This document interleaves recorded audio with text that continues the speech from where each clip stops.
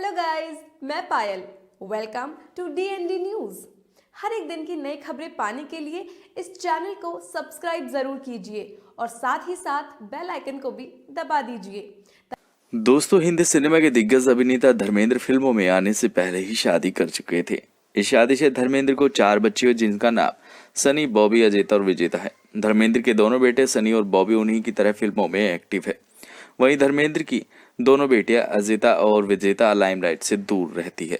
फिल्मों में नाम कमाने के बाद धर्मेंद्र ने हिंदी सिनेमा की ड्रीम गर्ल कहे जाने वाली अभिनेत्री हेमा से शादी रचाई।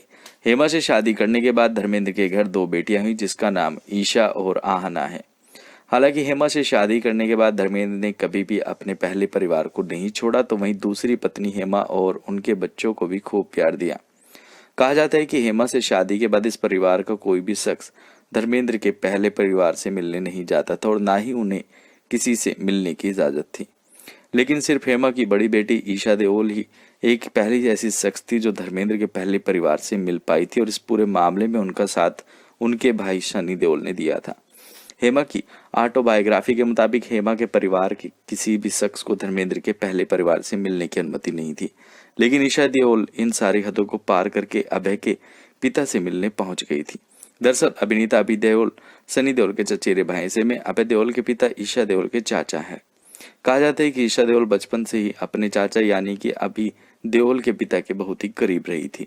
वहीं अभय के पिता भी हेमा की दोनों बेटियों को खूब प्यार करते थे। ऐसे में एक दिन अचानक अभय देओल के पिता की तबीयत खराब हो गई और ईशा देओल उनसे मिलना चाहती थी, लेकिन धर्मेंद्र के परिवार से मिलने की इजाजत नहीं होने के चलते ईशा ने सबसे पहले सनी देओल से कांटेक्ट किया और फिर उन्होंने ईशा के मिलने का पूरा मामला सेट किया।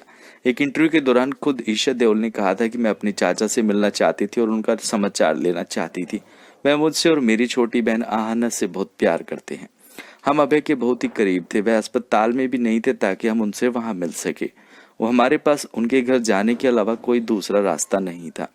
कहा जाता है कि हेमा से शादी करने के बाद भी धर्मेंद्र ज्यादातर समय अपने पहले परिवार के साथ ही बिताते थे। वहीं हेमा को भी इस बात का जरा भी बुरा नहीं लगता था और न ही वह कभी धर्मेंद्र को अपने पास रोकने की जिद करती थी।